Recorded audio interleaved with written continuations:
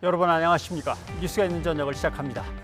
50대 연령층의 코로나19 예방접종 사전 예약이 잠시 후 8시부터 다시 시작됩니다. 방역당국은 개통 직후에 몰리지 말고 제발 느긋하게 예약해달라고 당부를 합니다. 그러나 시민들도 각자의 사정에 맞는 적절한 시간을 확보하려고 서두르는 것이지 남보다 먼저 맞으려고 서두르는 건 아닙니다. 당국은 상황을 지켜보면서 예약 프로그램을 그때그때 신속하게 보완해 주기 바랍니다. 뉴스가 있는 저녁 오늘 준비한 내용을 안기령 앵커가 소개합니다. 전해주시죠. 오늘의 주요 소식 정리해드립니다. 코로나19 신규 확진자가 1,700명을 훌쩍 넘어 역대 최다를 기록했습니다. 최대 고비가 될 7월 말에서 8월 초 하루 2,000명이 넘을 것이라는 경고가 나오면서 수도권 4단계 조치 연장이 불가피할 것으로 보입니다. 일본의 코로나19 확산도 계속되면서 도쿄올림픽 개막을 이틀 앞두고 대회 취소 가능성도 배제하지 않는다는 조직위 사무총장의 발언이 나왔습니다. 일본은 우리 대표팀의 걸개 그림과 자체 급식에 잇따라 불쾌감을 드러내고 있습니다. 이른바 드루킹 댓글 조작 사건에 가담한 혐의로 재판에 넘겨진 김경수 경남지사가 대법원에서 징역 2년을 확정받고 지사직을 잃게 됐습니다. 김 지사 측은 진실이 밝혀지지 않았다며 유감을 표했고 국민의힘은 공세에 나섰습니다. 중국인 오늘도 일부 지역의 기온이 37도를 넘는 등 수도권을 중심으로 가마솥 더위가 이어졌습니다.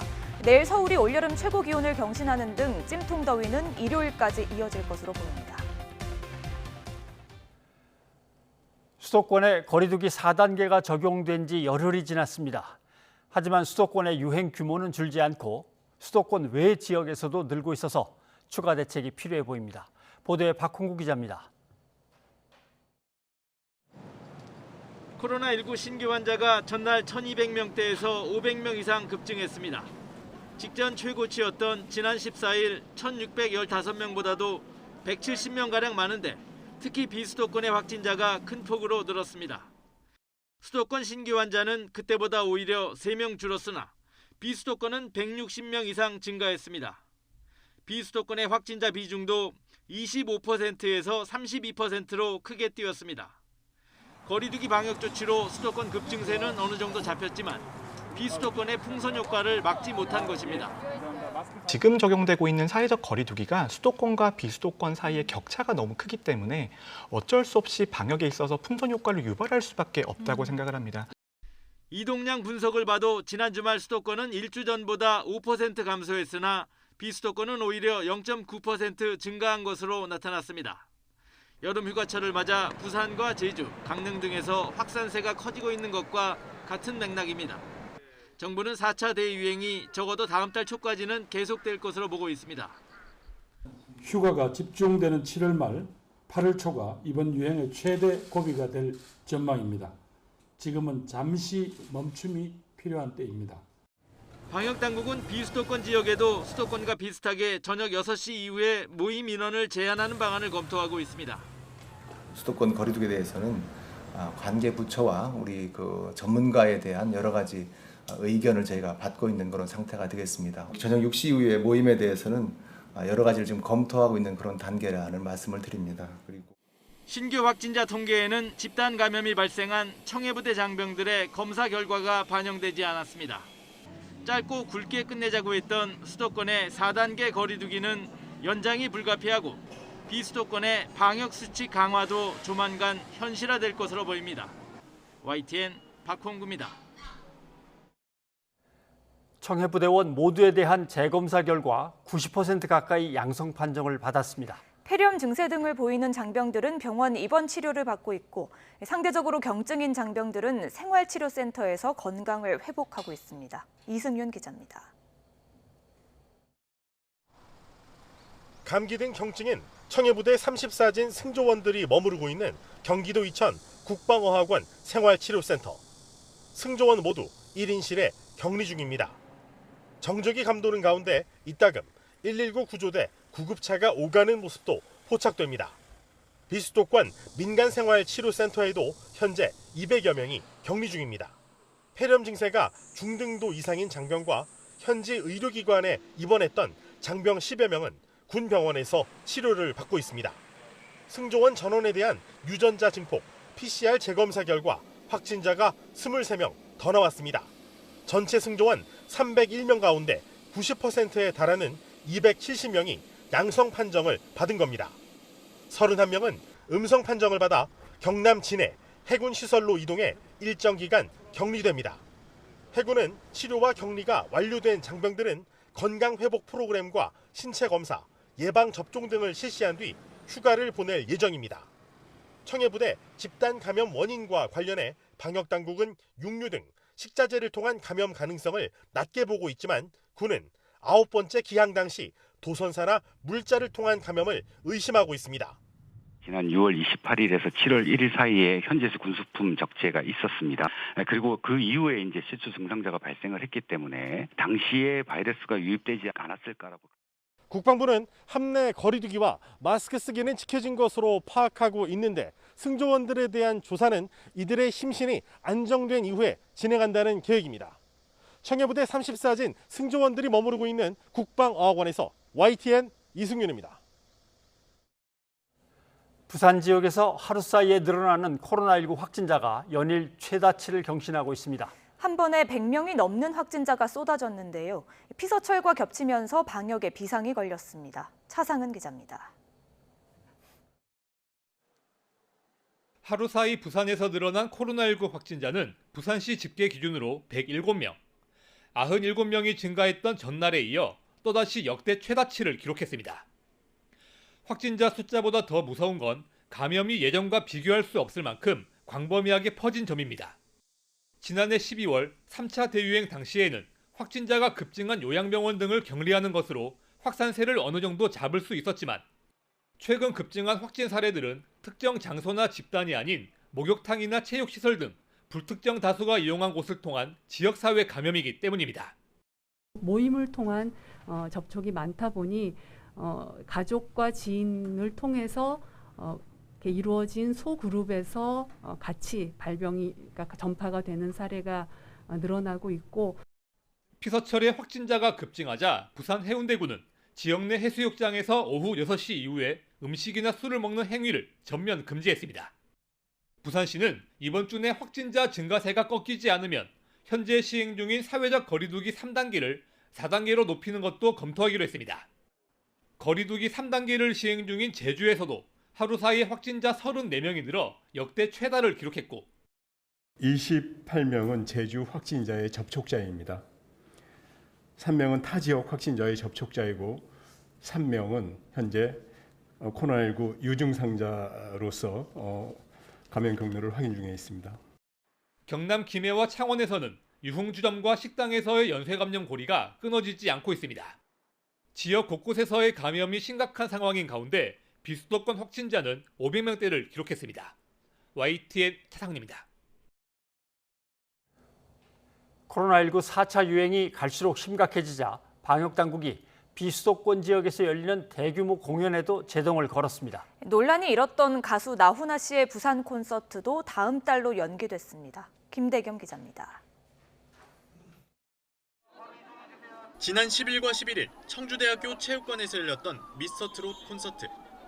4차례 공연에 모두 만여 명이 관람했습니다. 당시 청주는 거리두기 1단계로 좌석 띄우기나 공연 시간에 제한은 없었지만 논란이 일었습니다. 수도권 확진자가 1000명대까지 증가한 상황에서 이른바 풍선 효과가 우려됐기 때문입니다. 비수도권에서는 거의 1단계에 가까운 조치들이 있었습니다. 그렇게 단계의 차이가 크게 되면 필연적으로 풍선 효과가 발생할 수밖에 없고요. 이후 거리두기가 4단계로 높아진 수도권에서는 밤 10시 이후 공연이 제한되고 체육관과 공원, 컨벤션 센터 등에서 열리는 일회성 공연이 모두 중단됐습니다. 하지만 거리두기 3단계 밑으로는 관객 수가 5,000명 이하이면 별다른 제한이 없어 비수도권 지역의 대형 공연들은 예정대로 추진됐습니다. 특히 3단계로 격상된 부산에서 4,000명 규모의 나훈아 콘서트에 이어 미스터트롯 전국 콘서트까지 잡히자 방역을 무시한다는 비판이 잇따랐습니다. 논란이 커지자 방역당국은 4단계에 적용하던 일회성 공연 금지를 비수도권에도 똑같이 적용하기로 했습니다. 체육관이라든지 혹은 공원이라든지 컨벤션 센터 등 다른 목적 시설들을 임시적으로 공연으로 활용하는 모든 공연은 다 금지가 되게 됩니다. 공연을 목적으로 설립 허가된 시설이 아닌 체육관 등에서 열리는 일회성 공연은 모두 금지하는 내용입니다. 어기면 감염병 예방법에 따라 처벌합니다. 행정명령으로 감염병 예방법에 따른 명령으로 발동되는 것으로 위반 시 처벌이 부과되고 강화된 방침에 따라 부산시는 나우나 콘서트를 다음 달로 연기하고 미스터트롯 콘서트는 취소하기로 했습니다. 강화된 공연 방역 수칙은 다음 달 1일 자정까지 이어질 예정입니다. YTN 김대겸입니다.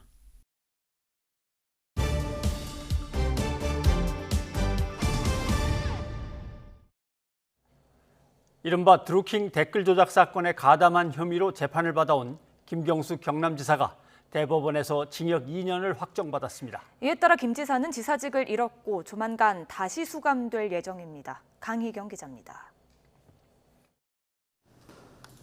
지난 2018년 김경수 경남지사는 이른바 드루킹 댓글 조작 사건으로 재판에 넘겨졌습니다. 당시 문재인 더불어민주당 대선 후보를 당선시키기 위해 드루킹 일당과 공모해 댓글 조작 프로그램으로 여론을 조작하고 그 대가로 드루킹 측에 총영사직을 제안했다는 게 핵심 의혹이었습니다. 1심에서는 모두 유죄가 선고돼 법정 구속됐고 2심에선 댓글 조작에 대해 유죄를, 공직선거법 위반 혐의에 대해서는 무죄를 각각 선고받았습니다. 대법원도 이 판단에 잘못이 없다고 보고 각각 징역 2년의 실형과 무죄를 선고한 원심 판결을 확정했습니다. 선고 직후 김 지사의 변호인은 실체적 진실을 끝내 밝히지 못했다며 대법원 역사에 오점으로 남을 판결이라고 비판했습니다. 진실을 발견해 주실 것이라는 기대를 가졌는데 그러한 기대가 충족되지 못해서 너무나 아쉽고 또 실망스럽습니다.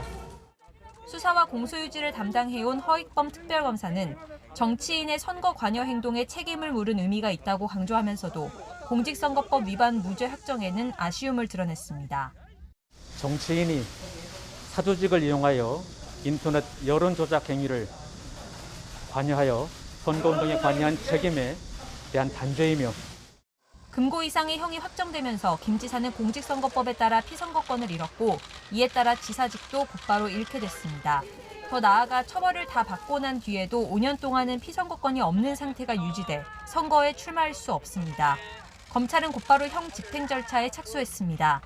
통상적인 절차에 따라 대검찰청이 김 지사 주거지 관할 검찰청에 형 집행을 맡기고 보석으로 풀려나 있던 김 지사는 2, 3일 정도 뒤에 다시 수감될 것으로 보입니다. 유죄와 무죄 사이 양측 입장이 극명하게 엇갈렸던 사안에 대해 대법원도 3년 만에 댓글 조작 행위가 유죄라는 최종 판단을 내리면서 김 지사의 정치 생명에도 큰 타격이 불가피해졌습니다. YTN 강희경입니다. 김경수 지사가 댓글 조작에 가담했는지를 놓고 3년간 이어진 진실 공방은 이번 판결로 법정에서는 일단락됐습니다. 하지만 김 지사는 진실은 반드시 밝혀질 것이라며 혐의를 강하게 부인하고 있습니다. 우철희 기자입니다. 드루킹 일당과 김경수 경남지사가 공모해 19대 대통령 선거 당시 댓글 조작을 했다는 의혹으로 시끄럽던 지난 2018년 6월 독립적인 수사가 필요하다는 야당의 요구로 우여곡절 끝에 허익범 특별검사팀이 출범했습니다. 이 사건은 표적 수사도 아니고 또 청부 수사도 아닙니다. 따라서 저희는 인적 증거와 물적 증거를 따라서 증거가 가리키는 방향대로 저희는 수사를 진행할 것입니다. 이때부터 최대 쟁점은 바로 대선 전 김경수 지사가 드루킹 일당 사무실에 방문해 댓글 조작 프로그램인 킹크랩 시연을 직접 참관했는지였습니다. 김경수 지사가 댓글 조작을 허락하거나 묵시적으로 동의한 결정적인 정황이 될 수 있기 때문입니다. 시연회를 열었다는 드루킹과 킹크랩 자체를 몰랐다는 김경수 지사의 말이 엇갈리자 대질신문이 진행되기도 했습니다. 허익범 특검팀은 김경수 지사에 대해 구속영장까지 청구했지만 범행 공모와 가담 정도에 대한 다툼의 여지가 있다면서 법원은 영장을 기각했습니다. 특검이 정치적 무리수를 둔 데 대해서 다시 한번 대단히 유감스럽게 생각을 합니다.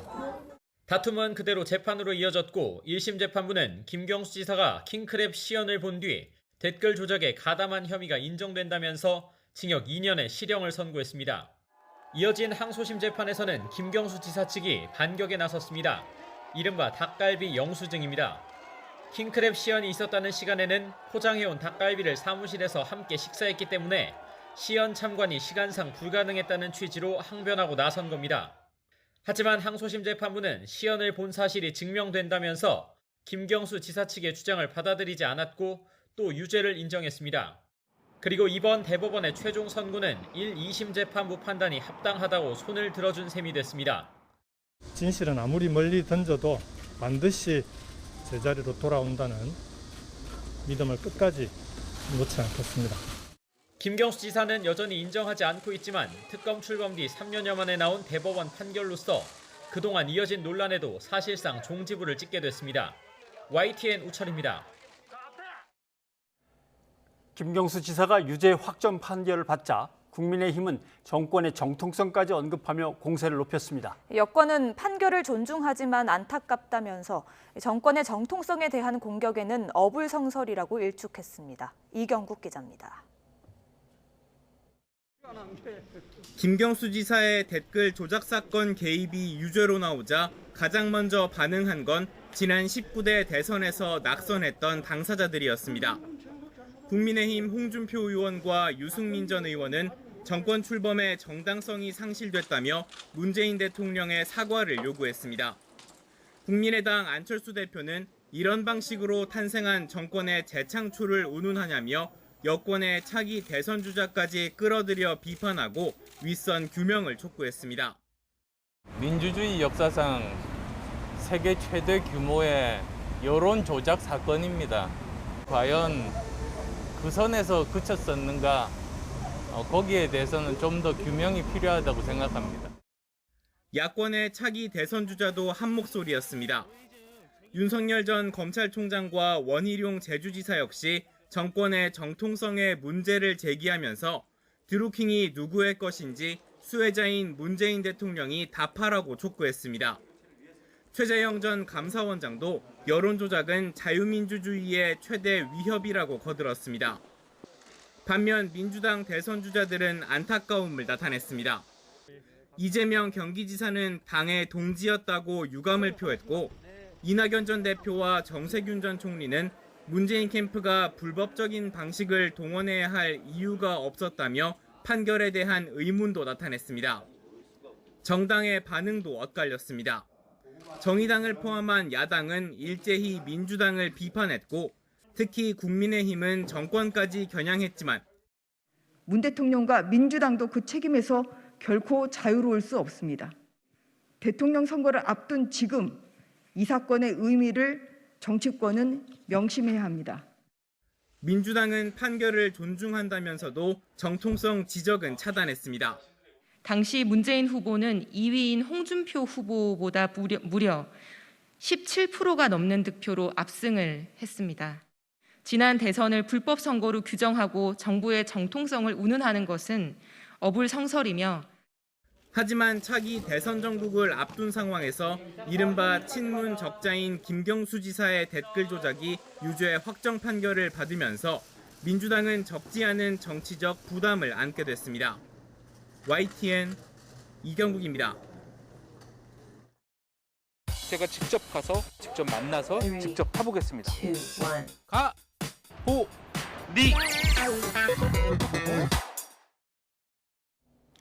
감사원장을 중도 사임하고 대선판에 뛰어든 최재형 전 원장이 이른바 부모 찬스 의혹에 부딪혔습니다.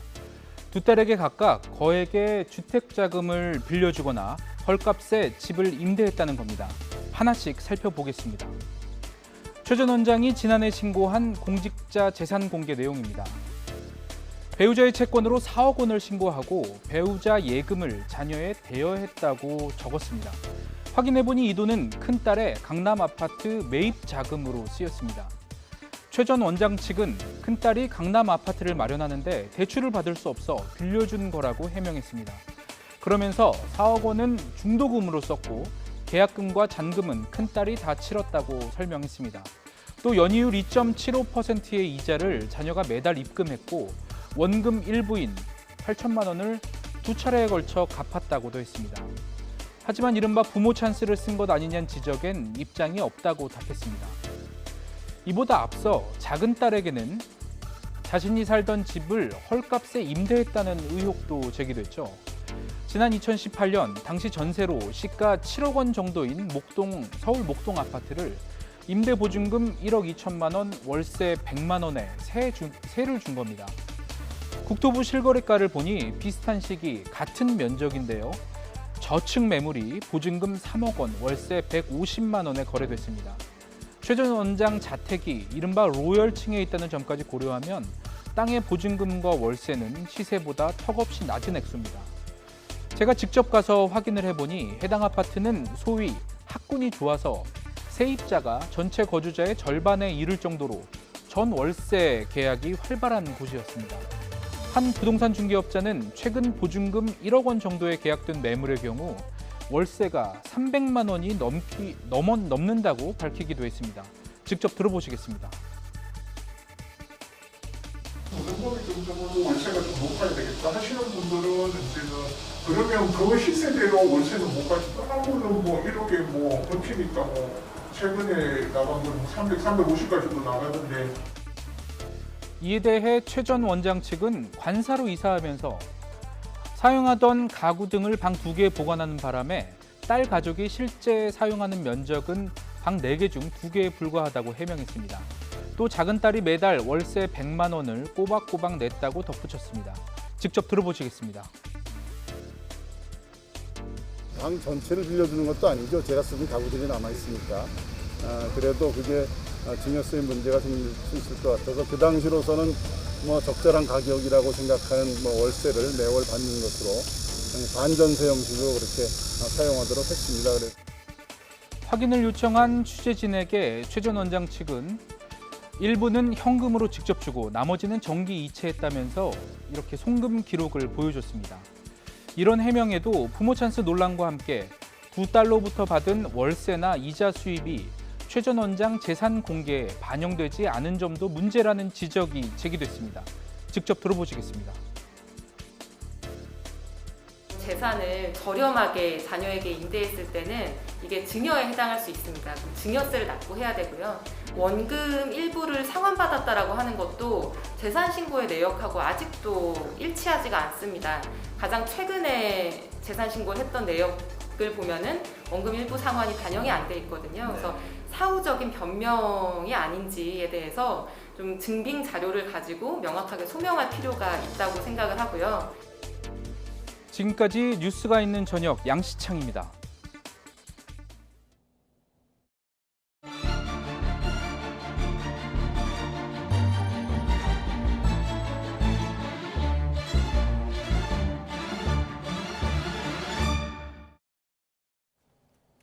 김경수 경남지사에 대한 대법원의 판결이 확정되면서 정치권도 술렁이고 있습니다.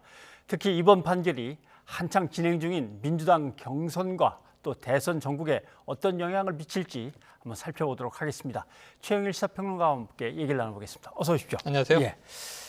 김경수 지사 개인을 얘기한다면 뭐 그동안 이렇게 산입된 것들을 계산해 보면 한 2028년 4월까지 네.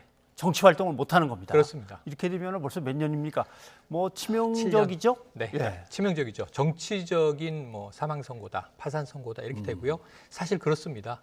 이게 2015년에 실형 확정됐던 한명숙 전 총리의 이 유죄 판결과 비견할 만합니다. 네. 왜냐하면 당시에 대권 주자였고 그렇죠. 서울시장 후보로도 나왔었고요. 거의 당선될 뻔도 했는데요. 그 이후에 정치적인 행보가 완전히 끊겼죠. 네. 사실 지금 77일을 복역하고 보석으로 풀려났었기 때문에 1년 9개월 정도를 복역해야 되고요. 그 이후에 5년 동안 피선거권 제한이니까 2028년 4월이면요. 2027년이 차차기 대선이니까 사실상 또 이동안의 정치 활동을 못하는 거 아니겠습니까? 뭔가 쌓을 수 있는 정치적인 성과, 과업도 어려운 것이고 그렇다면 이제 뭐 국회의원도 어렵고 이 지자체장도 어렵고 사실상 상당한 타격이 불가피해 보입니다. 네. 일단 상당히 상징성이 있는 인물이기도 합니다. 그렇죠. 왜냐하면 노무현 전 대통령의 마지막 비서관. 그렇습니다. 그다음에 문재인 대통령이 될 때 그 대선 전에서 나름대로 어떤 핵심적인 역할을 맡았었고, 핵심 역할을 했었죠. 친문 진영에서 나름대로 무게감이 상당한 사람이기 때문에 이렇게 되면은 민주당 당내 경선하고 뭔가 연결이 되겠습니까? 네, 이게 두 가지로 나눠봐야 되는데요. 지금 6명의 이제 이 본경선 후보들이 경합하고 있는 민주당 내 대선 레이스. 예. 그리고 또 하나는 여야 관계에서의 이제 대권 판세. 근데 첫 번째로 지금 당내에서는 만약에 지금 현재 친문 구도와 혹은 뭐 비문 혹은 반문 격돌하는 상황이라면 지금 이재명 대 이제 반이재명이 사실상 이재명 대 이낙연으로 지금 압축되고 있거든요. 예. 그런데 6명의 후보의 입장이 김경수 지사 판결에 대해서 다르게 나타나면 내부에 이건 갈등 요인으로 발화될 수 있습니다.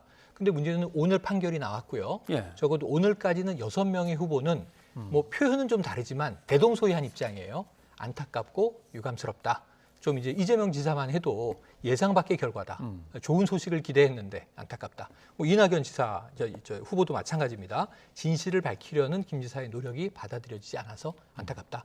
대부분 판결은 존중하지만 비난의 화살은 재판부 쪽으로 향해 있고요. 예. 김 지사는 무고한데 억울하게 드루킹에게 당한 것 아니냐. 그리고 판결도 잘못됐다. 이런 취지로 6명이 똑같고 조금 이제 비문 스타일이라고 한다면 예. 박용진 후보 정도가 좀 다른 목소리를 낼 것인가?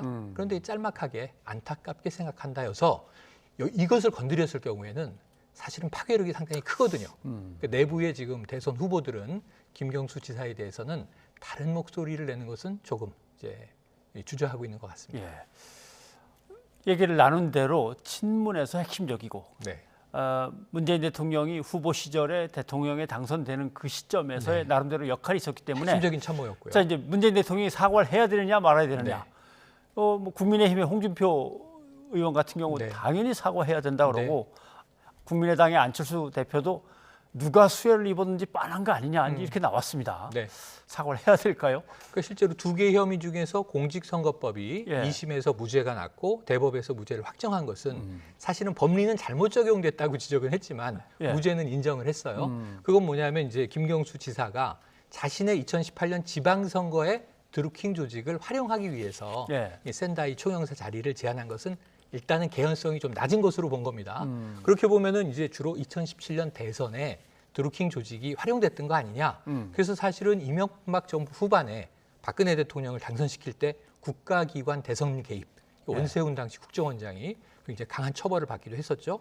이것과 비교를 하는데 사실 경우의 수는 조금 달라요. 전 야권 입장에서는 이 비판할 수 있다고 봅니다. 예. 대통령 사과도 요구하고 결국은 지금 현재 문재인 정부가 수혜자 아니냐. 그리고 여기에 대해서 뭔가 입장을 내야 되는 거 아니냐. 이 개인적인 일탈로 또 꼬리를 자르는 것이냐. 이건 뭐 야당이 일반적으로 하는 정치 공세에 아주 활용하기 좋은 판결이 이슈로 지금 사용할 수 있게 됐습니다. 네. 대선까지 갈 겁니다.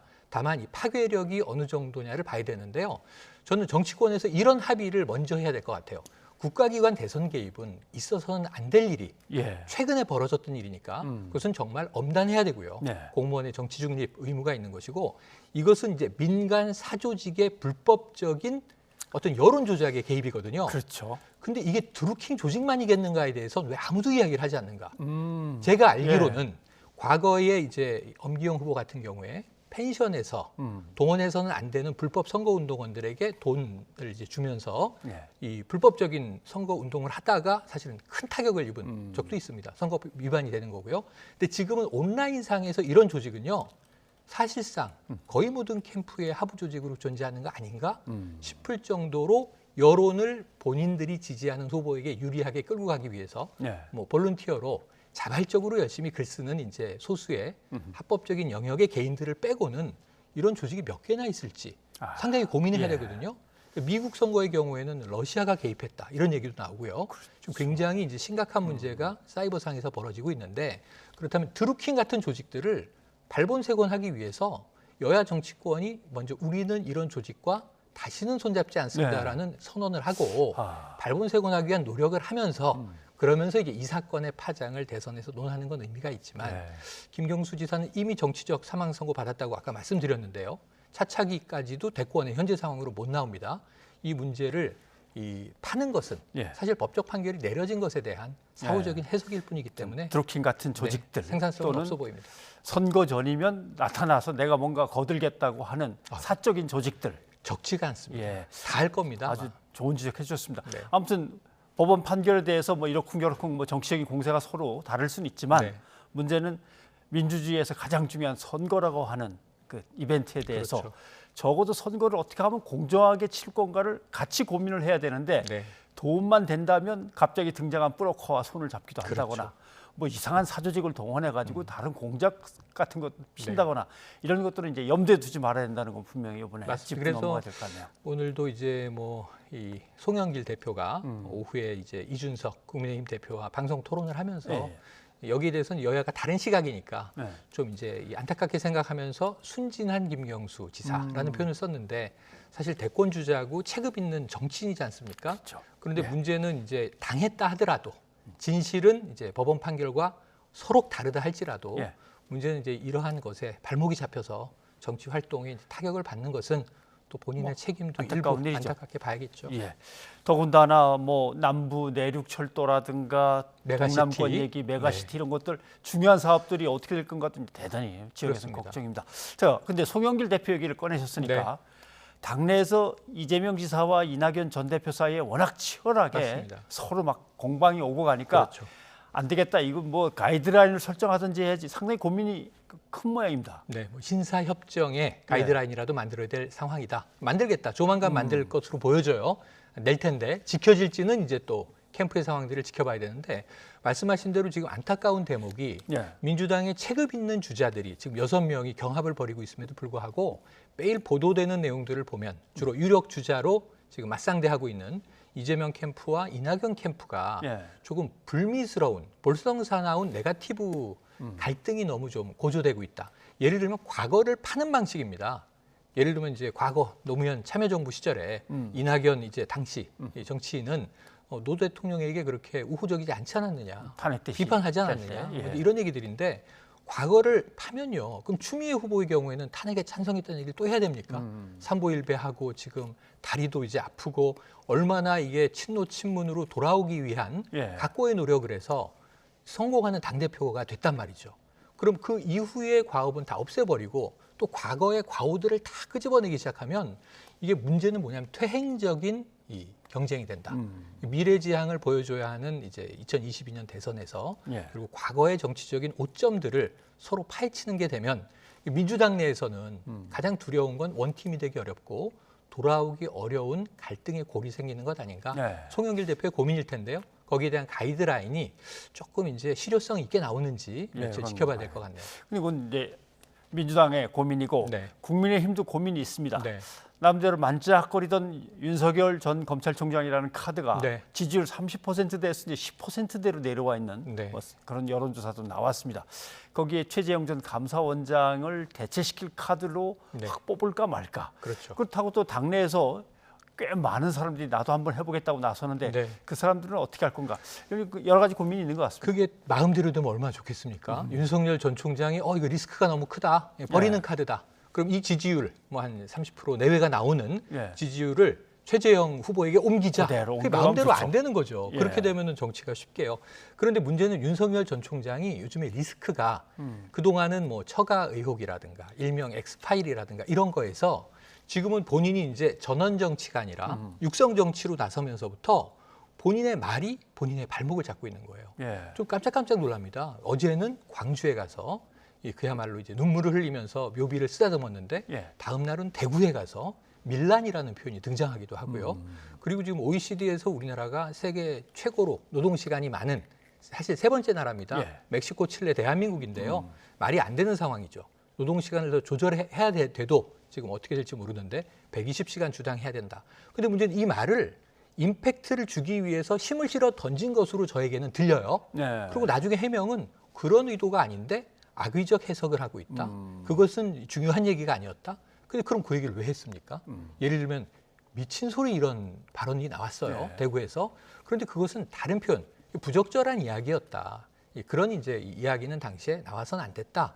얼마든지 이제 더 부드럽고 우아한 언어로 표현할 수 있는 것을 그렇게 그 순간 표현했다는 것은 본인이 임팩트를 시키기 위해서 뱉은 말이거든요. 그리고 나서는 그건 중요한 얘기가 아니고 지엽적인 건데 왜 그걸 중요하게 다룹니까? 라고 한다면 그 말은 누구 입에서 나왔는지를 먼저 생각을 하고 네. 왜 나는 그런 표현을 썼을까? 왜 120시간이라는 숫자를 얘기 안 해도 되잖아요. 그럼 예. 그냥 이제 노사 자율에 맡겨서 탄력적인 노동시간 운영으로 가자. 정책적인 이야기를 해도 되는데 굳이 숫자를 이 24시간이 이제 7일이면 계산을 다 168시간이고 해보면서, 예. 그중에서 이렇게 얘기를 해놓고 방송에 나갔는데 120시간이 중요하지 않습니다라고 얘기하면 자꾸 말 바꾸기가 되거든요. 예. 그래서 본인이 던진 말을 본인이 해명해야 되고 거기에 대한 비판과 이 갈래가 파생되는 말들을 해서는 정치인의 메시지는 모호한 것인데 모호한 일이 계속 벌어지고 있네요. 전 윤석열 전 검찰총장은 요새 일일 일실이라고 하루에 한 번 잘못 말해서 또 한 번 잃어버리고 또 한 번 잃는다 자꾸 이런 얘기가 나오는데 대놓고 얘기 못하지만 국민의힘 안에서 예. 지금 이제 경선 버스에 빨리 타라고 압박은 하지만 내부에서도 일부 이러한 이제 메시징 방식에 대해서는 탄식이 좀 나오는 것으로 근데 국민의힘 쪽에서는 최재형 원장을 그러면 대치카드로 뽑을 거냐 했는데 네. 아직도 인지도는 사실은 좀 낮거든요. 네. 정말 낮죠. 그런 점에서 또 최재형 원장도 나름대로 열심히 해보려고 SNS도 시작했다고 그러더라고요. 맞습니다. 뭔가 좀 어떻게 새로 등장하는 의혹도 있긴 있습니다만은 좀 반전이 있으면서 좀 이렇게 뜰까요? 그런데 그건 이제 변수가 필요한데 예. 최재형 원장이 이제 야권 지지층의 시각으로 보면 신선한 인물이고 또 새롭기도 해요. 그리고 반듯합니다. 사실은 지금 예. 이제 아까도 이제 이 딸들에 대한 어떤 편법 증여냐 이게 이제 의혹이 예. 또는 이제 엄마 아빠 찬스, 이 부모 찬스에 대한 이야기가 나왔습니다만 이게 뭐 대권 주자에 대한 검증으로는 그렇게 임팩트가 크진 않아요. 네. 보통 장관 인사청문회 정도에 나오는 이야기들입니다. 그러니까 아직까지는 뭐 큰 리스크는 발생하지 않는데 리스크가 없는 건 좋으나 말씀하신 대로 국민의 눈에 쏙 들어올 수 있는 매력이 발휘되지 않으면 예. 반듯한 걸로 대통령이 되지는 않거든요. 강력한 지도력을 보여주는 리더십의 매력이 있어야 되는데 반듯해서 대통령이 됐다면 그동안 엘리트 대통령이 계속 나왔겠으나 예. 우리나라 현대사에서 역대 대통령들은 강력한 리더십을 그렇죠. 보여준 인물들입니다. 대개는 카리스마와 리더십을 그렇습니다. 돋보이게 하는 것이 네. 주요했기에 또는 시대 정신을 뭐 꿰뚫는 그 이전과는 다른 형식의 리더십이라든가 그런 면에서는 미담과 반듯함만으로 윤석열 전 총장이 어찌 보면 이제 정권의 대립각을 세움으로써 만들어온 자체 발광은 아니지만 반사체로 끌어올렸던 지지율을 최재형 전 원장이 오롯이 받아오기에는 일부는 받아올 수 있겠습니다만 쉽지 않아 보인다. 그래서 이 분산되는 것을 나눠 가지려는 또 이제 당내 다른 주자들도 그렇죠. 지금 열심히 뛰고 있는 거고요. 예. 아마 제 생각에 여러 가지 변수들에 의한 변화 과정이 나타날 것 같습니다. 빨리 뭔가 당에서 멋진 경선 이벤트들을 준비해가지고 네. 붐을 빨리 일으키는 것이 필요하겠습니다. 그렇습니다. 누구를 쳐다보다가 또 이쪽을 쳐다보다가 네. 사람을 쳐다볼 게 아니라 그런 것도 그렇죠. 좀 필요해 보입니다. 예, 오늘 여기까지 듣도록 하겠습니다. 최영일 평론가 고맙습니다. 고맙습니다. 윤석열 전 검찰총장의 주 120시간 노동 발언이 논란을 일으키며 관련 기사들도 쏟아지고 있는데요. 이 포털 사이트 다음에 올라온 신문사 기사 가운데 하나입니다. 기사 제목과 내용에 모두 120시간이 들어가 있는데요. 그런데 시각장애인을 위한 음성 변환 서비스를 누르면 120시간이 어찌 된 일인지 36시간으로 바뀌어서 들립니다. 직접 들어보실까요? 여권에서는 20일 윤석열 전 검찰총장의 36시간 노동 발언을 두고 융단 폭격을 퍼부었다. 게임 하나 개발하려면 한 주에 52시간이 아니라 일주일에 36시간이라도 바짝 일하고 이후에 마음껏 쓸 수 있어야 한다는 것이다라고 한 발언을 저격한 것이다.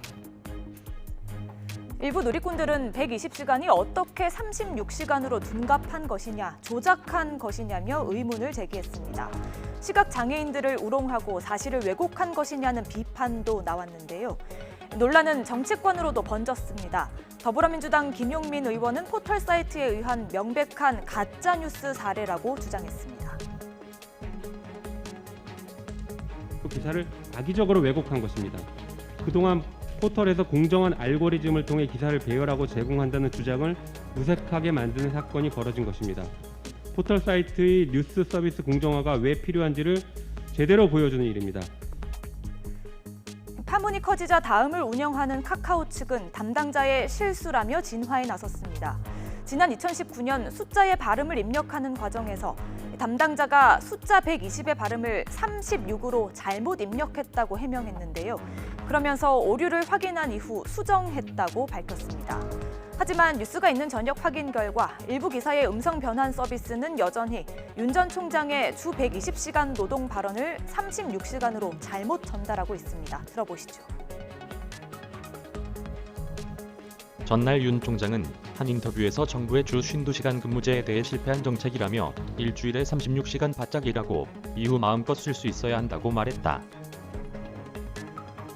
그동안 편향성 논란이 불거질 때마다 네이버와 다음 측은 인공지능에 의한 편집으로 인간이 개입할 수 없다고 해명해왔는데요. 포털 사이트의 보수 언론 편중 논란과 베끼기 기사 남발 문제가 계속되는 가운데 민주당 미디어 혁신 투기는 포털의 뉴스 편집 개혁 법안을 다음 달까지 처리하겠다고 밝혔습니다. 뉴스가 있는 저녁 안기령입니다.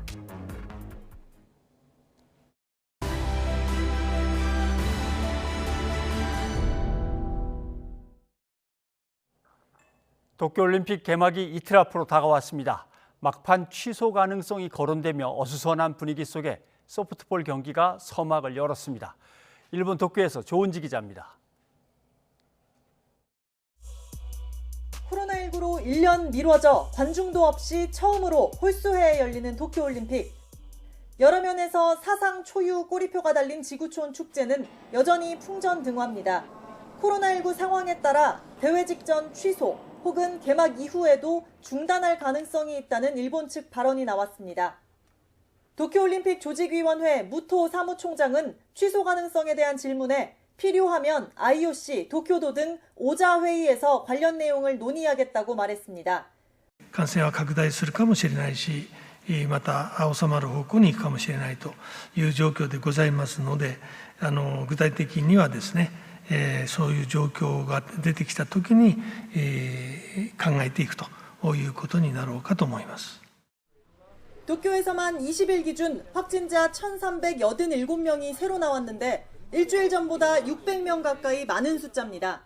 칠레 태권도 선수가 일본에 와서 코로나19에 확진돼 처음으로 기권을 결정하는 등 지난 1일 이후 양성 판정을 받은 올림픽 관계자는 어느새 75명으로 늘었습니다. 방역 불안감이 들끓고 있지만 돈과 법, 정치적 측면에서 올림픽 취소는 불가능하다는 반론이 여전히 우세합니다. 일본은 개막을 이틀 앞두고 사전 경기로 열린 소프트볼 첫 경기에서 호주를 8대1 콜드게임으로 꺾으며 금메달 도전을 시작했습니다. 2011년 대지진과 쓰나미가 몰아친 죽음의 땅 후쿠시마현을 무대로 부흥 올림픽에 시동을 건 겁니다. 일본 언론들은 취소 가능성을 언급한 무토 사무총장의 말이 원론적 답변이라고 애써 일축하고 있습니다. 하지만 코로나19 살얼음판 상황 속에 대회 중단이나 취소 목소리는 기간 내내 잦아들지 않을 것 같습니다. 일본 도쿄에서 YTN 조은지입니다. 도쿄올림픽 축구대표팀 김학범호가 내일 오후 5시 뉴질랜드와 조별리그 첫 경기를 펼칩니다. 개막식을 앞두고 우리 선수단이 치르는 첫 경기인데요. 김학범 감독은 승리를 약속했습니다. 도쿄에서 조성호 기자입니다. 우리나라 대표팀 가운데 가장 먼저 올림픽 본선 무대에 나서는 건 축구대표팀 김학범호입니다. 가시마 스타디움에서 조별리그 B조 첫 상대 뉴질랜드와 맞닥뜨립니다. 피파 랭킹 122위로 39위인 한국보다 몇 수 아래. 김학범 감독은 긴장의 끈을 놓지 않으면서도 승리 기대감을 한껏 부풀렸습니다.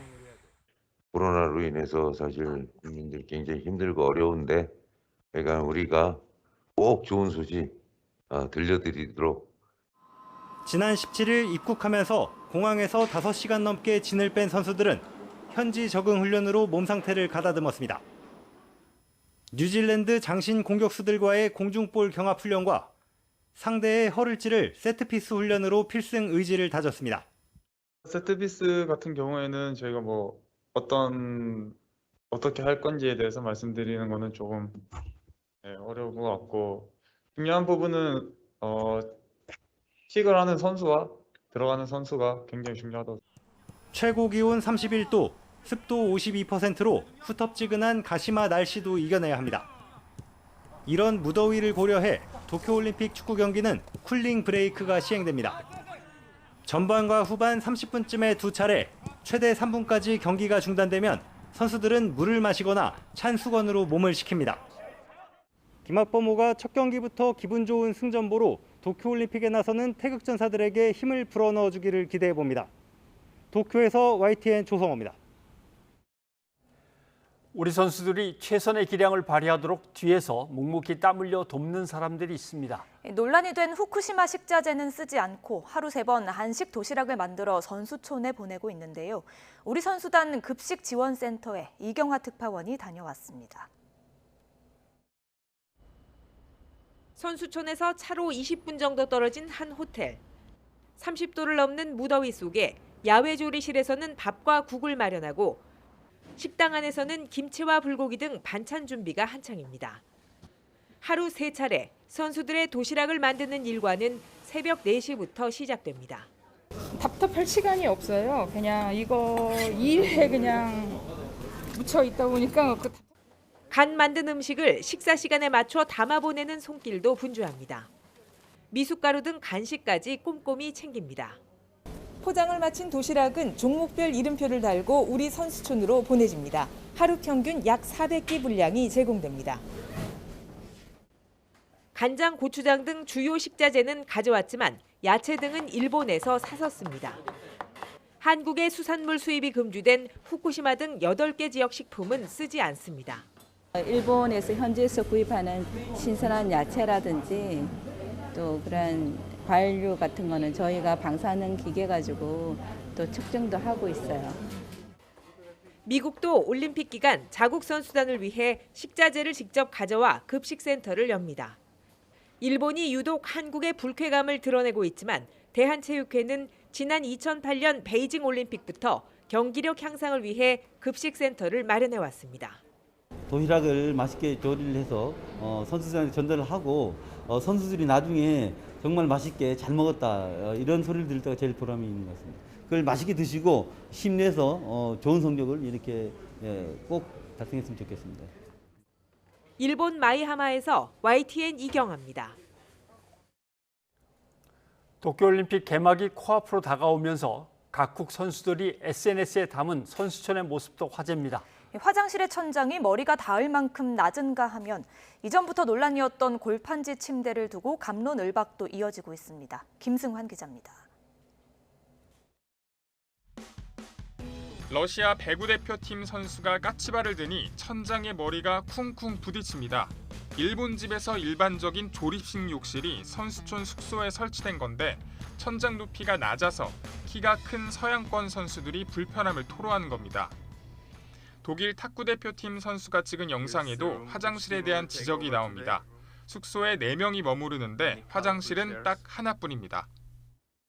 Yeah, our bathroom is definitely Japanese style. Not the biggest one for 4 people.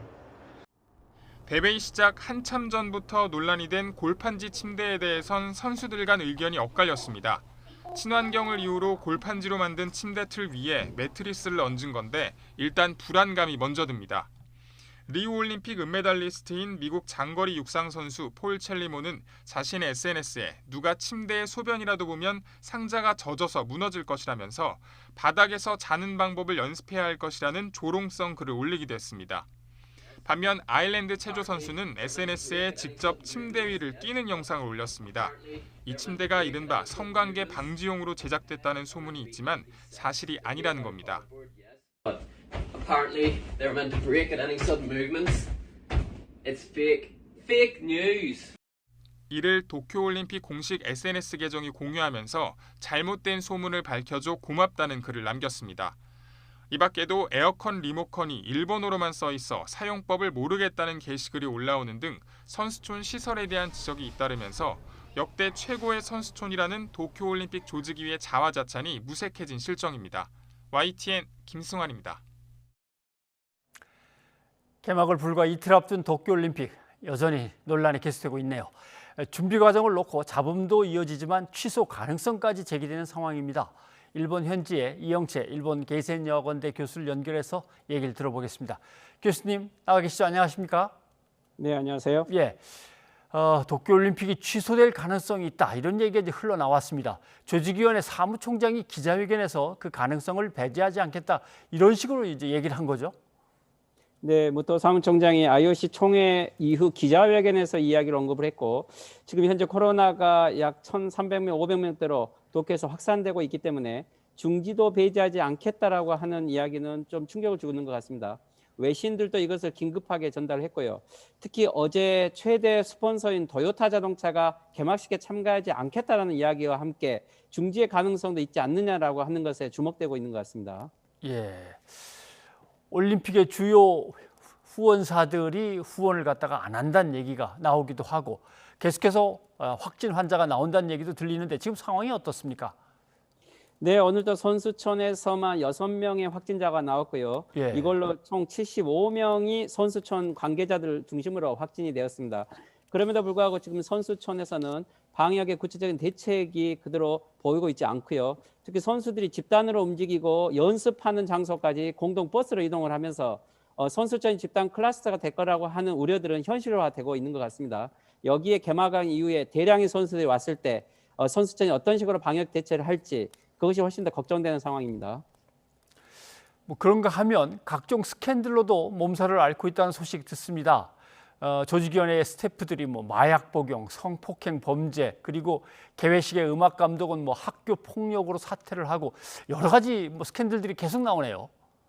네, 올림픽 개최하기 전부터 지금까지 많은 잡음들이 일어나고 있는데요. 일본 경시청은 이번에 올림픽 정기기술 스태프인 영국인과 미국인들이 코카인을 사용했다고 했고 이들을 체포했다고 했습니다. 그리고 올림픽 아르바이트생이 성폭력을 해서 여기에도 체포되었다고 했습니다. 예. 무엇보다 좀 심각한 것은 이 개막식의 음악을 담당했던 뮤지션의 오야마다라고 유명한 작곡가가 학폭으로 중도에 하차함으로써 개막에도 큰 차질을 빚고 있는 이런 상황입니다. 예. 그래도 스가 총리는 정부의 역할은 도전하는 것이다 라면서 올림픽 강행 의사를 계속 밝히고 있습니다. 지금 이 문제에 대한 현지 분위기는 어떻습니까? 네, 스가 수상이 취소 이야기를 많이 들었지만 취소는 쉽지만 정부의 역할은 도전하는 것이다라고 이렇게 발언을 했습니다. 물론 일본 정부가 이런 것을 중심으로 적극적으로 노력을 해야 되는 건 사실이지만 강력한 반대 의견이 있음에도 불구하고 주변들의 의견을 듣지 않고 강행을 하고 올림픽이 인재가 될 수 있다라는 이러한 비난도 있는 것 같습니다. 국민들은 오히려 스가 수상의 발언에 국민들의 의견을 무시하고 있다라고 더 반발이 많은 것 같습니다. 예. 일본에서는 우리 선수촌에 걸린 응원 현수막을 두고 계속 트집을 잡고 있다고 소식이 듣습니다. 트집을 잡는 이유가 뭐라고 보십니까? 네, 현재 일본은 한국의 여러 행동들을 다 정치적으로 보고 있는 것 같습니다. 이순신을 내세워 반일을 강조하고 있다든지 예. 호랑이를 상징으로 일본 식민지 시대의 호랑이를 학살을 연상시킨다고 한다든지 실제 과잉 해석을 하면서 오히려 올림픽이 제대로 진행되고 있지 않는 것을 중심으로 한국에 대해서 위축시키고 또 올림픽의 실패를 오히려 한국을 때림으로써 이슈를 전환시키려고 하는 이러한 논조로 봐야 될 것 같습니다. 예. 올림픽이 열리면 각국에서 뭐 총리, 수상, 대통령 등 수장들이 뭐 수십 명 모여가지고 서로 주거니 받거니 정상회담도 하고 이렇게 해서 정상 외교를 펴는 건데 이번에 도쿄올림픽은 그 문제에서 상당히 좀 취약한 것 같습니다. 제일 가까운 나라인 우리나라의 문재인 대통령도 방일 계획 결국 무산됐습니다. 일본 언론들이 이 문 대통령의 방일 계획 무산 소식을 어떤 식으로 보도를 합니까? 네, 일본 언론들도 방일 무산에 대해서는 좀 실망한 보도들이 많았지만 실제 좀 더 냉철하게 보면 한일 간의 현 주소가 어디에 있는지 더 확인이 되었다. 그렇지만 앞으로는 이 상황이 더 개선되기 쉽지 않을 것이다라고 했고요. 한국이 전제 조건을 너무 높게 걸어서 이 무산이 되었다라고 해서 갑자기 한국 책임으로 이 무산을 돌리고 있는 것 같습니다. 예. 그리고 스가 정권이 현재는 오히려 이 자기 지지 기반의 우익들을 달래는 형태로 스가 정권은 협상하지 않았다는 형태로 정치적으로 이용하고 있는 이런 보도도 있는 것 같습니다. 네, 그러는 가운데 문 대통령을 향해서 매우 모욕적이고 부적절한 발언을 내뱉은 소마 공사가 있습니다. 뭐 질책하거나 징계하는 게 아니라 그냥 인사이동 형식으로 슬그머니 일본으로 소환하는 것 같던데 일본 내부에서는 반응은 어떻습니까? 네, 일본 언론들도 소마 공사의 발언이 부적절했다고 카토 관방장관도 이 부분을 인정을 했지만 예. 하지만 일본 미디어에서는 구체적으로 그 부적절한 발언이 어떤 내용인가에 대해서는 거의 보도를 하고 있지 않습니다. 그리고 마치 이것이 한국이 원인을 제공한 것처럼 이렇게 보도를 하고 있는 것도 문제가 되고 있다고 보고요. 오히려 이 소마의 발언을 강조하고 있지 않는 것은 이것이 강조될수록 일본이 오히려 더 책임을 져야 되는 이렇게 번지는 것을 우려하고 있는 것 같습니다. 네. 정상회담을 어떻게든 해보려고 양측의 실무 관계자들이 애를 썼던 거는 같습니다. 또 스가 총리도 그렇고 일본의 모테기 외무상도 그렇고 관계 개선의 의지를 나중에 또 밝히기도 했는데 앞으로 한일 정상회담이 추진될 가능성이 있겠습니까?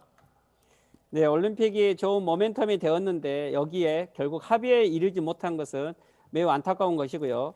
하지만 이후에 올림픽 이후에 바로 일본은 중요한 선거에 들어가기 때문에 선거 국면에 한국과 타협은 쉽지 않을 것으로 보입니다. 예. 오히려 강경 정책으로 나오게 될 것이고 그리고 스가 정권의 입지가 아주 약해져 있는 현재 상황에서 선거 이후 중요한 선거에서 스가 정권이 연장될 수 있을지 이러한 불안함도 있다고 봐야 되겠죠. 그렇다면 당분간은 한일 정상회담이 좀 어려울 것 같다라고 이렇게 전망을 해야 될 것 같습니다. 네, 이영채 교수님 여기까지 듣도록 하겠습니다. 오늘 고맙습니다. 네, 수고하십시오.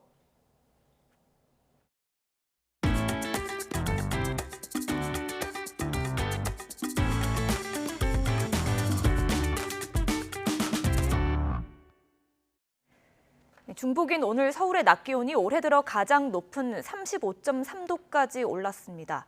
열기가 빠져나가지 못하는 열돔 현상에다 태풍의 열기까지 더해졌기 때문인데요. 내일은 오늘보다 더 덥겠습니다. 정혜윤 기자입니다. 삼복더위의 절정, 중복이 이름값을 하듯 뜨거운 날씨였습니다.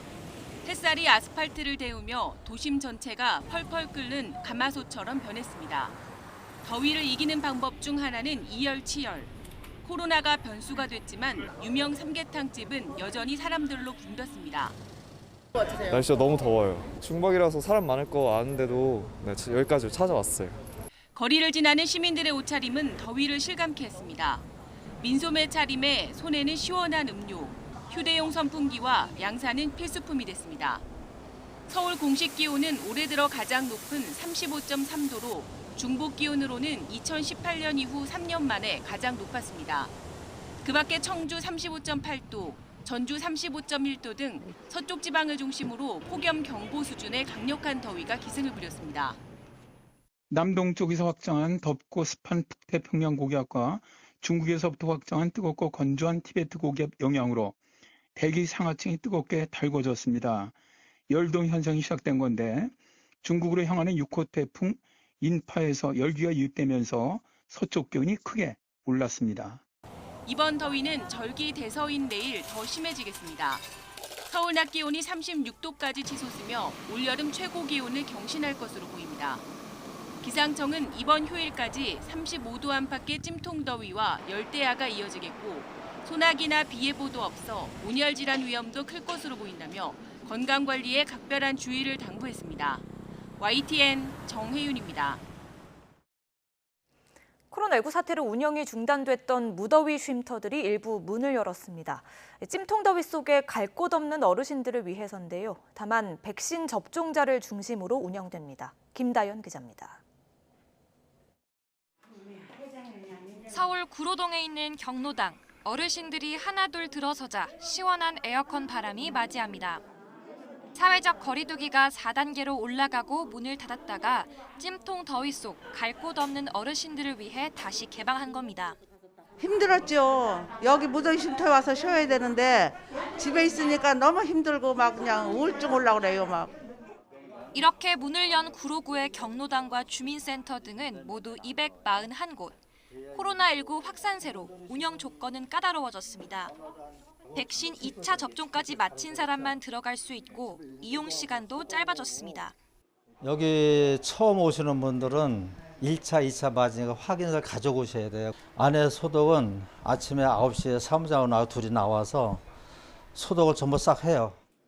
용산구는 거동이 불편해 경로당에 오기 힘든 어르신의 안부를 찾아가 묻는 인력을 늘렸습니다. 이거 물에 적셔서 이렇게 두르고 계시면 시원하거든요. 이렇게 좀 놔드릴게요. 102살 어르신은 더울 때 문을 열어두고 지내는 게 전부였는데 냉방 용품에 마스크까지 주민센터 직원에게 이것저것 건네받으니 고맙기만 합니다. 아무래도 뭐 이거 집이 옛날 집이니까 더울 때가 조금 괴롭죠. 더운 것은 더운 대로 그냥 문을 놓고 그냥 있죠. 노원구와 용산구는 관내 비어있는 숙박시설에 열대야 안전 쉼터를 마련했습니다. 숙박업소를 빌려 만든 무더위 쉼터입니다. 혼자 사는 어르신이나 고령 부부 등 만 60살 이상 주거 취약계층을 위해 운영됩니다. 감염 확산을 막기 위해 명부 작성과 발열 체크는 기본이고 한 번 사용한 객실은 바로 소독합니다. 주민센터에 신청만 하면 이용할 수 있습니다. 나이 많아서 오랜만에 여행 온 기분이고 시원해서 참 좋습니다.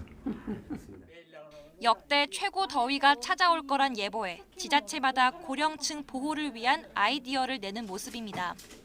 그러나 쪽방촌 거주자나 노숙인 등 폭염 사각지대에 놓인 취약계층이 여전히 많은 만큼 여름나기 대책을 더욱 폭넓게 늘려야 한다는 지적도 나옵니다. YTN 김다연입니다. 그제 19일이죠. 통계청이 구직 단념자 현황을 발표했습니다. 네, 직장 구하는 거 포기하겠습니다. 일자리 포기합니다.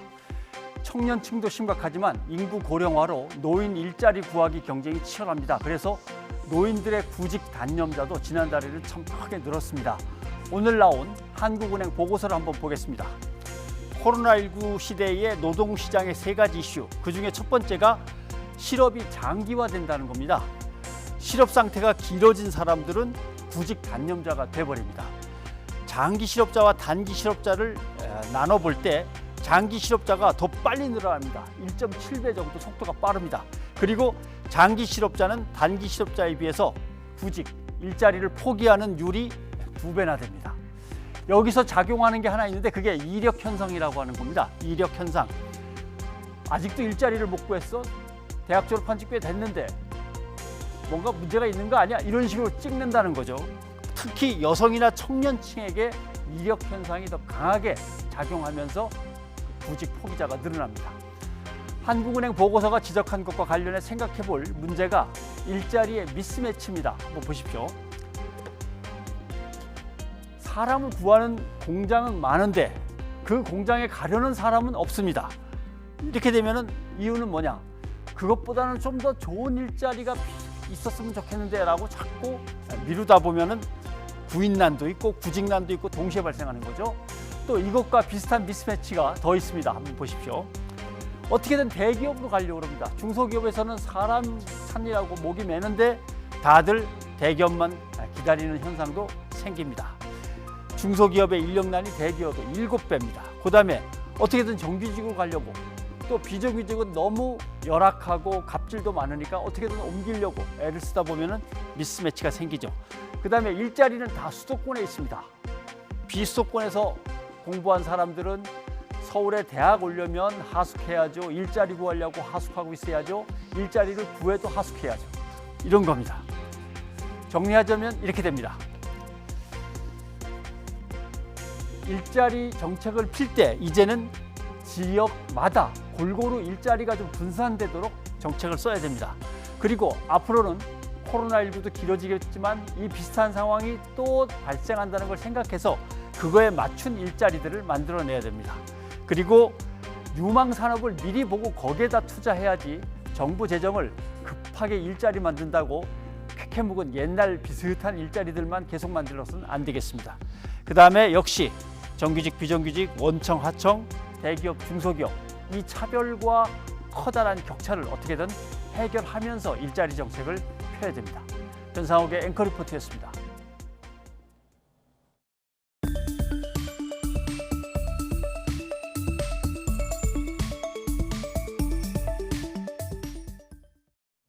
방탄소년단이 대통령의 문화특사로 임명됐습니다.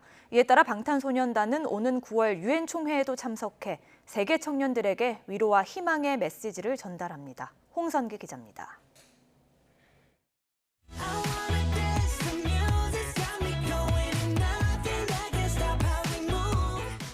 빌보드 핫백 차트 1위를 7주 연속으로 달리던 BTS의 버터를 밀어낸 건 다름 아닌 BTS 신곡 퍼미션 투 댄스였습니다.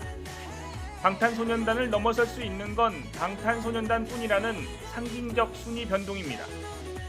이처럼 전 세계인들에게 한류를 전파하는 문화 전도사 BTS가 진짜 문화 특사가 됐습니다.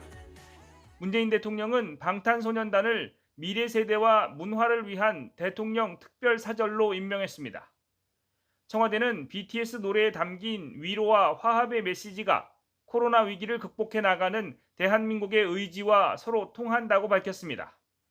그러면서 이번 임명은 민간 영역에서 세계 정상에 선 인물과 함께 공공 외교를 확대하는 의미라고 설명했습니다.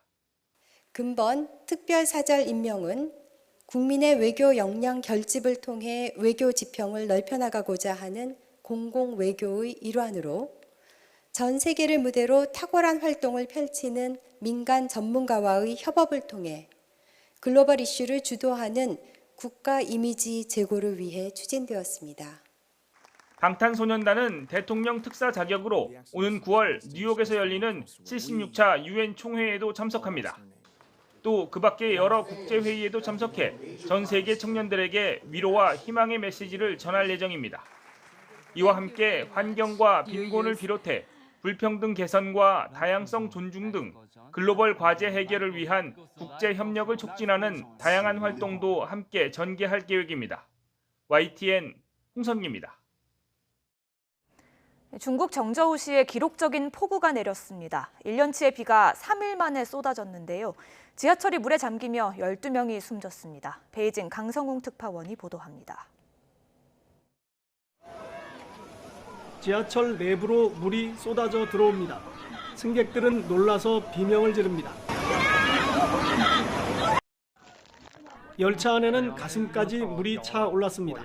겁에 질린 승객들은 의자 위로 올라가 손잡이를 꼭 붙잡은 채 매달렸습니다.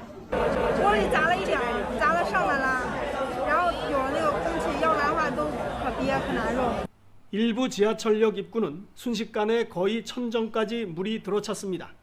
열차가 다니던 지하의 철로는 물길이 됐습니다. 결국 10여 명은 빠져나오지 못하고 숨졌습니다. 那种水流，你只要人站进去就没了，就是只要是人敢跳进去或拉任何东西，直接就冲走了。 도시의 주요 도로는 이미 거대한 강으로 변했습니다.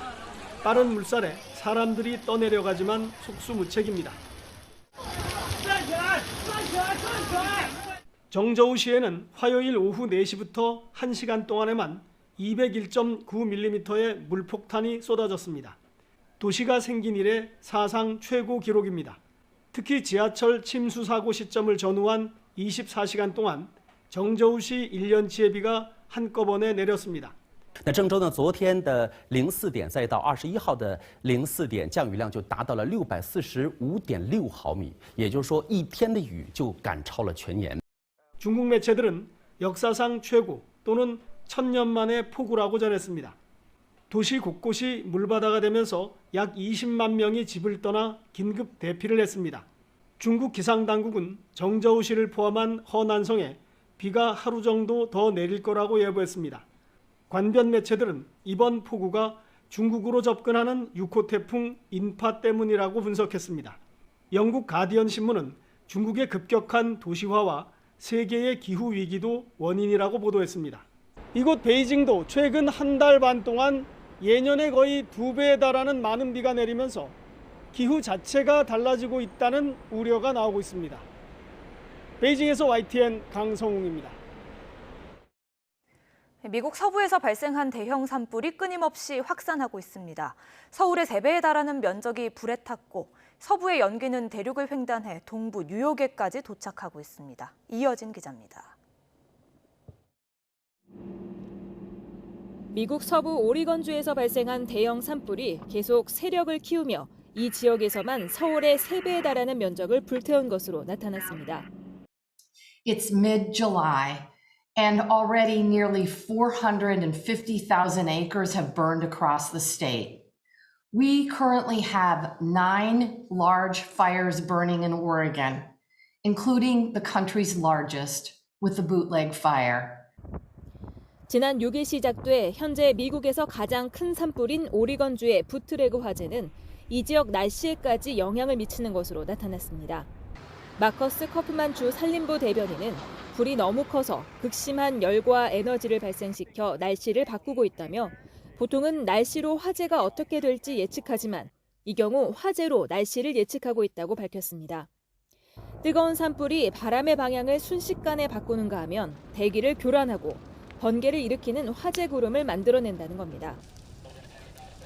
이에 따라 불이 더 빠르게 멀리 번지거나 새로운 산불이 발생할 가능성이 있어 소방관들의 애를 태우고 있습니다. 지난달 캘리포니아에서 발생한 것과 같은 화염 토네이도가 나타날 우려도 높습니다. 뜨거운 공기와 주변 물체까지 한꺼번에 소용돌이치는 화염 토네이도는 산불 확산에 치명적인 영향을 미칩니다. 현재 미국 서부 13개 주에서 83건의 대형 화재가 계속되고 있는데 여기서 발생한 연기가 대륙을 횡단해 동부까지 날아가는 것으로 나타났습니다. 기상청 뉴욕 사무소는 맑은 날씨에도 짙은 연기로 일출을 볼 수 없었다고 밝혔고 뉴욕과 펜실베니아 등 일부 지역에서는 연기가 지상까지 내려오며 공기질 경보가 발령됐습니다. We're seeing lots of fires producing a tremendous amount of smoke. And then therefore, by the time that smoke gets to the eastern portion of the country where it's usually thinned out. 캐나다 서부 브리티시 컬럼비아주에서는 산불이 300곳으로 확산하면서 주 비상사태가 선포됐습니다. 이 주에서만 지금까지 서울 면적의 5배에 달하는 3,000제곱킬로미터가 소실됐습니다. YTN 이여진입니다. 예, 오늘 시청자 여러분의 의견은 시간 관계상 전해드리지 못하게 됐습니다. 여러분의 양해 부탁드립니다. 히말라야에서 실종된 김홍빈 대장의 구조 소식은 아직 들려오지 않고 있는데요. 앞서 김 대장이 구조를 요청한 위성 전화의 위치가 확인됐습니다. 네, 히말라야 7,000m 지점에서 포착이 됐고 김 대장이 조난된 지점에서 한 900m 정도 아래쪽이라고 합니다. 김 대장의 무사 귀환을 간절히 기원합니다. 저희는 내일 다시 찾아뵙겠습니다. 여러분 고맙습니다.